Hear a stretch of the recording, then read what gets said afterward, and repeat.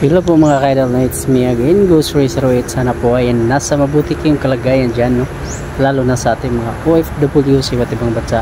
So ngayong araw na ito mga ka-idol, nandito tayo sa isang cemetery. Ito po kasing cemetery na to ay hindi to namin mapasukan paggabi kasi bawal. So ngayon ay nandito kami si umaga, pwede naman bisitahin ng mga living dito. So, ang kagandahan nito mga ka-idol, kasama natin ang ating idol ngayon, Charles Ghost Racer. Yan. So, mga idol, no, dito kami sa isang cemetery, no, dito sa Central Mindanao University. Okay. Pinuntahan natin ang araw para makita niyo ang kagandahan dito sa cemetery na to. Marami talaga ang story dito mga idol na nakakita sila ng kakaiba, lalo na sa banda sa Manyahiwi, na minsan may bata bigla na lang tumawid sa highway. Pero pag binalikan, wala. So ayan mga ka-idol, suyorin natin, pakita natin dito ang banda. At yung palagi na disgresyahan doon, may baliti na puno na malaki. Malapit lang dito. So ayan, pakikita natin.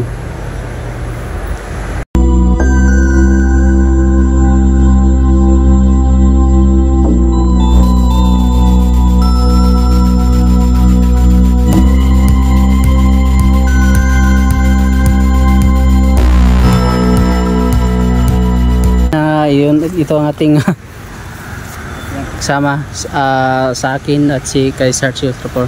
Yan, Charles Ghost Racer. So ito yung cemetery mga ka-idol. Yan. Kung tingnan nyo sa umaga ay parang normal lang. Hindi ka talaga tatakot pag ikaw lang pumunta dito mag-isa. Kasi ganito lang ang tsura niya. Pero pag pumunta ka dito na gabi, di ko alam kung hanggang dito banda bro. Dito nila palagi makikita bro na may floating lady galing dyan sa highway, yan sa taas dumaan, yan mawala na banda. Sa highway? Galing sa highway floating lady. So nag-explore kami dati bro, may inaw tumagot sa tanong ko doon. Saan banda? Doon sa entrance. Sinagot ka? Oo. Sabi ko naman na magpaalam tayo sa nandito. Ang sagot niya, yan, salamat. So para kasing normal, di ba, kung tingnan mo. Pero paggabi, isang sige. Wala kasing pumunta dito ng gabi. Iwan ko kung bakit. Ito yung malaking puno mga ka-idol. Kita nyo naman ang malaking puno ng baliti. And dyan sa ibabaw ay ilang tao na kayang nawakasan ng buhay dyan bro. Hindi na mabilang bro. Grabe talaga. May isang fortuner ata to na lahat sila patay. Dyan banda? Oo. Wala. Yan mismo sa may tulay bro, may mga group na lumad na ang mission nila dito sa Mindanao, gusto nila ma-explore ang mga area na mga marami na disgrasya kasi so ritualan nila. Nakapunta na sila dyan. Sabi nila hindi lang kaluluwa ang mayroon dyan bro, sabi nila pati mga engkanto. Yung kasing pumunta dyan, hindi kasi sila katulad ng yung katulad ng mga Katoliko ba? Na pero dinadasalan nila bro. Naniwala sila, hindi sila naniwala ng ganyan, pero sila mismo nakapagsabi nga mayroon silang nakikita dyan. Grabe talaga. Yan ang misyon nila bro sa Mindanao, na buong Mindanao. Pero ang sabi nila bro, dito banda bro, mananakit yan bro, sabi nila. Ang kumbaga isog sa Bisaya. Sinaktan talaga nila yung hindi basta-basta daw sila mawala dyan bro, kasi tinitirahan na nila Yan sa tulay. Sa tulay. Ito kasi yung malaking puno ng baliti. Oh. Puntahan natin yung baliti. Diyan kasi yung Wigo. na wigo na ano diyan laglag yung dati. Okay. Diyan kasi banda yung wigo na laglag. Nagtataka sila mga idol kasi galing pa doon sa may malayo pa. Para silang hinihigop patungo dyan. Tulad rin ng Fortuner ata bro. Fortuner. O na lahat sila patay. Para Galing silang ng Maramag hinihigop. Saan Oo. sila galing doon bro? Maramag. Galing dito. Yun ang nagtataka namin. Kasi kung madidisgrasya ko pag mayroong brake na natanggal sa'yo, doon ka lang side. Kung madidisgrasya naman, doon ka na malaglag. Oo. Puntahan natin bro sa Wigo. Nagtataka sila bakit dito talaga sila pumasok. Ang Wigo bro, pinuntahan natin ang layo eh. Layo na sa daanan eh. Di ba? Saan tayo dito? Mm. Ayan. Ay, walang daanan dito. Basura to. Saan tayo dumaan bro? Wala na? Wala nang daanan. Pero may daanan doon bro. May tubig. Gilid sa baliti. Dito medyo kampante pa tayo dito pagpasok natin doon. Hindi natin alam kung kasi maraming dyan. Papunta na kaming Neil dyan bro ng araw. Marami kami nakikita sa aming LSS bro. SLS camera. Medyo may basa dito. Umuulan siguro dito bro. O kanina.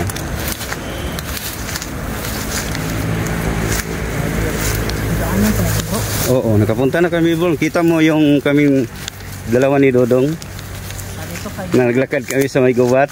Dito yun eh.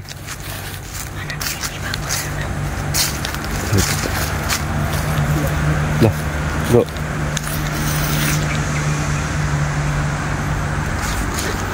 Kukus pa. Tabi-tabi po. Bro.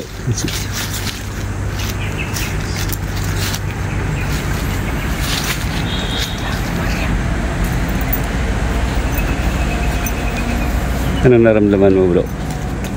Kakaiba eh. Puno na balit.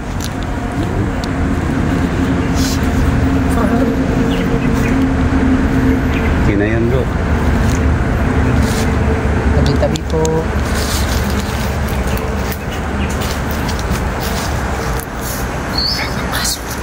Pasok pala natin dito kanina. Doon pa tayo. Pa tayo naramdaman. Eh, bro. Tingnan nyo mga kaidol. Yan yung kamay ni Sarge. What? Gusto. Yun. Ayan. Kakaiba kasi dito. Kasi may puno ng paliti. Ayan. Gamit tayo ng CLS. Kakaiba. Sayang, hindi tayo nagkadala ng Pero may SLS naman tayo. Pwede natin magamit. Grabe. Tingnan natin. Punta natin dito bro. Ano ka bro? Saan tayo dataan? Ito? Pasukin natin ito. Ito po ating Ayan. Ay, tabi-tabi po. Ayan mga kaidol. Ito yung sinasabi kong malaking puno.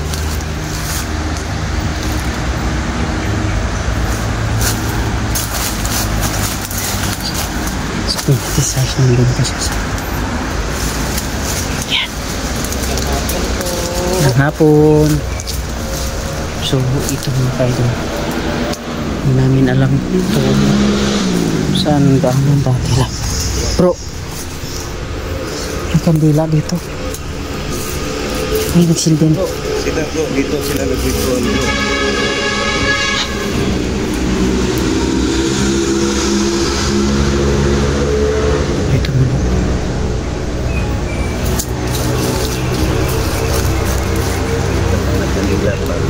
May kandila pa dito. May nag-alay dito eh. Parang may nagritwa. Yung sinasabi mo nagritwa. May kandila dito. Oo eh. Grabe ito yung mga idol.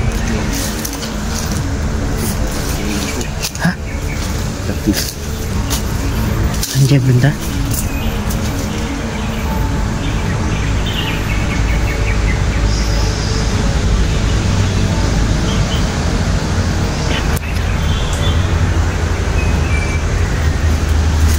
Wala ng tubig dito ba? Dito banda. Dito sumakit yung ulo ko. Kayo po. Sakit ako ba? Sumakit. Sumakit ang ulo ko bigla. Kaya doon.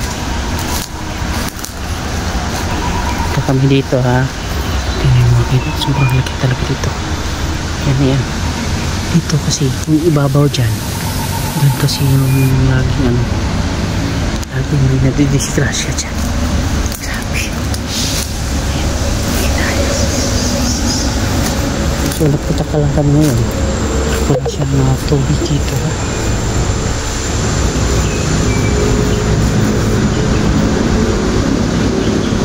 Sobrang laki talaga. Hindi ko basta-basta ng ano, maraming nagre-respeto dito sa banda nito. Nagtataka lang kami mga kaidol kasi palagi namang may tubig dito at ngayon wala na tayo makikita. So ayan, pasukin natin. Pasok po dito ha. Tabi po. Tabi-tabi po. Ayan, pasok tayo. Tabi-tabi po. Yung mga bato may mga ukit. Ayan. Parang siya may ano. Inuukit dito. Grabe talaga yung puno na to. Ayan. Nirespeto ng mga katutubo itong ganitong uri ng kahoy. Kasi hindi lang to basta kahoy lang mga kaidol. Marami kasing namumuga dito na nakatira na ano. Tataka nga ako nga, bakit walang tubig? Palagi naman to may tubig. So ayan. So dun sa unahan mga kaidol, doon ka makikita ng maraming ano doon, mga unggoy at sa mga usa. Ayun, marami doon. Marami.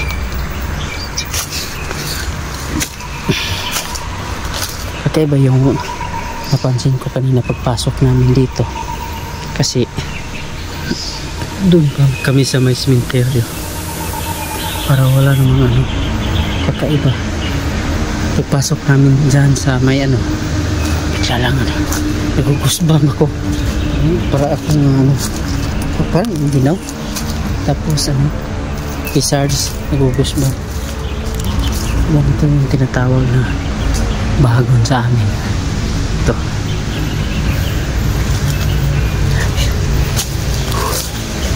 Grabe.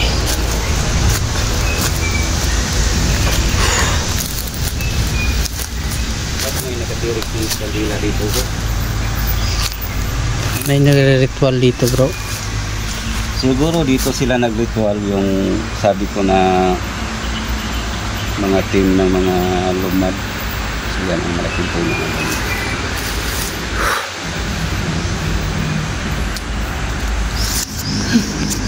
Bakit ang ulo ko bro? At ito na sapa. Ito na sapa mga idol. Maraming tubig yan. Maraming tubig. Banda sa may Diyan na lumagpak yung wigo mga kaidol. Grabe, nakikita nyo sa hindi pa nakikita doon. Nakikita nyo si Emio ano, nakalagay doon si Emio accident. Ang tingnan nyo sa YouTube channel. Yeah, YouTube channel ko at ni-search ko si Rapor. May mga orchids pa dito. Yan. Parang iba pakiramdam ko dito kasi parang giniginaw ako at giniginaw ako pero pinapawisan naman. kanina bro, habang pumasok tayo dito, kitaan mo naman. Hindi lang ako nakabidyo mga idol. Grabe daw. Gusto lang talaga ko eh. Kakaiba. Sorry, ang naka-video kanina galing ng simenteryo. Atong yung video na ako, no, ipakita ko sa inyo ang simenteryo dito sa Central Mindanao. Labas na tayo mga kaidol. Kakaiba yung pakiramdam natin.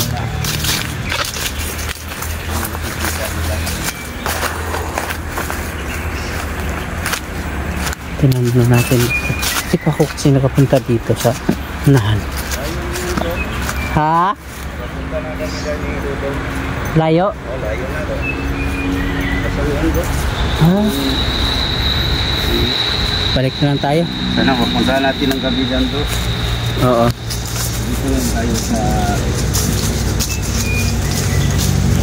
Kita nyo naman mga idolo, wala akong dala na camera. Wala rin na... Cellphone lang. Wala rin holder. Oh. Kasi hindi naman namin... Hindi na-expect na makaano kami dito. Oh, explore kami dito. Oo. May dinaanan nga ako dito sa May pinuntahan lang. cemetery. At taga-desisyon naman kami dalawa na mag-video na lang kami tungo dito sa puno ng malaking Baliti. puno ng baliti. Grabe kakaiba. Ito, ang init. Parang ang init. Parang ang ginaw dito pa. Tapos pinapawisan ka. Ano ba yan? Ito kaya. Kalabas natin dyan. Cementerio na yan. Ay, si.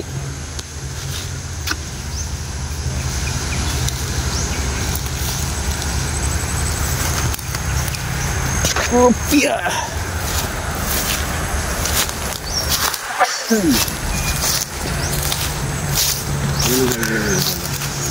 May masasakyan natin. Makikita natin dyan. Nangyari nung idol na kasama namin. Parang kasing layo, ang lagyo ng layo ng hindi magkadikit yung ibang living dito. Itong lugar na to mga kaidol ay maraming nagtatakot dito kasi hindi lang to isang cemetery dito kasi dinadala yung dati may isang kriminal dito kasi nakatambay dito na palakad-lakad lang sa kalsada pagka may nakursunadahan dalhin niya dito. Minsan ni-rape niya yung mga babae, ni-rape niya tapos kung lalaki pa hold upin niya yan dito banda kasi sobrang kasing dito sobrang wala tahimik dito pag wala talagang makapansin dito pag gabi masyado. So ayan mga kaidol, hanggang dito na lang tayo. Paalam na muna kami ni Sarge kasi medyo umuulan na. Hanggang dito na lang tayo mga kaidol. Maraming salamat po sa inyo. God bless you po.